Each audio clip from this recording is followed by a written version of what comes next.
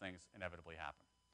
So what this means is that these three forces mean that when you look at sort of the dividing line between our kids' past, our future and our kids' past, is that our kids, when they look at what we, and all of us here in this room, when we look at what we do, we have to ask ourselves three questions. There are three questions that really matter most in this world. Can someone overseas do it cheaper? Can a computer do it faster? And is what you're delivering in demand in an age of abundance? That's the whole ballgame. And what that means is you have to be able to do stuff that's hard to outsource, hard to automate, and that iterates something new.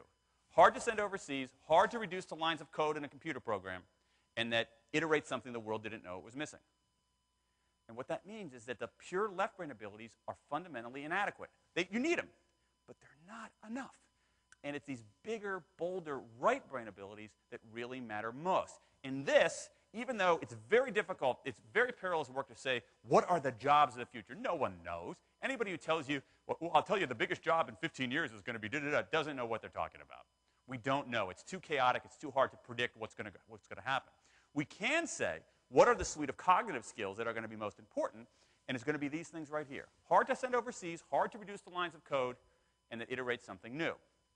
That's basically, to my mind, sort of defines what the nature of work in our kids' future. Now, let's talk about education here for a moment. I'm going to sort of say something that alarms me. Just, again, this is from the outsider's point of view, with a beginner's mind. I look at the world of business, even in a world of business right now that is struggling, and I see a premium on novelty, on nuance, and on customization. That's what it is. Novelty, nuance, customization.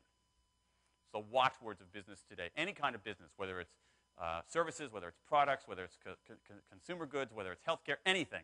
Novelty, nuance, customization. And then I look around at the school system, the education system writ large. And here's what I see. Routines, right answers, and standardization. At precisely the moment our economy is no longer about routines, right answers, and standardization. My past, our kids' future.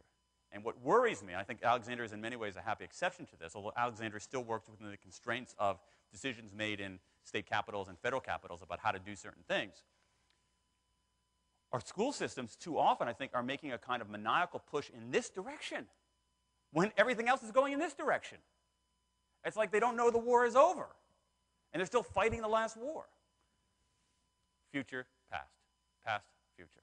Now, there's 6 abilities that matter most. I'm going to spend literally like 45 seconds on this. If you want to find out more about it, you can get the book at the outstanding one of Alexandria's outstanding 4 public libraries who should be preserved under all costs, even within tight budget constraints.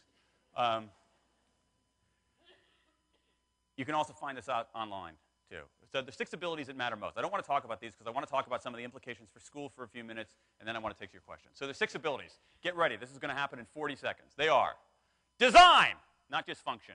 Design has become a fundamental business literacy. Every business is essentially in the design business. We want our kids to be design thinkers, and you know what? Our kids are design thinkers until we beat it out of them. Not just argument, but also story. We live in a world of ubiquitous facts. Facts are everywhere, and they're free. What matters, so finding a fact is not a big deal. What matters more is being able to put facts in context, deliver them with emotional impact. That's what a story does. So you see story moving to a range of business functions. Not just focus, but also symphony. Big picture thinking, pattern recognition, putting the pieces together. This is in many ways, we can talk perhaps about this in the question and answer, this is in many ways the killer app cognitively.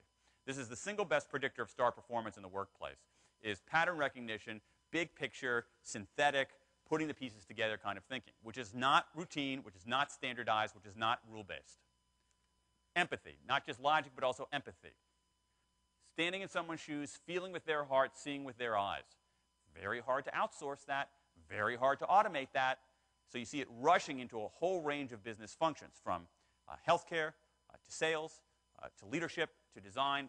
Fascinating topic that we're not going to talk about. Not just seriousness, but also play. Laughter, humor, and games. And anybody who's spent any time with a 3-year-old knows that this is how kids learn. Kids learn through playing. finally, not just accumulation, but also meaning. One of the things that's going on now, and I think people are reckoning with this in the downturn, is that while is sort of the limits of prosperity, not only as an enduring, deep, permanent fact, but also as a source of satisfaction. And so you have a lot of people who have been somewhat liberated by prosperity but not fulfilled by it, who are now seeking meaning, purpose, significance, and so forth. So those are the 6 abilities. Now,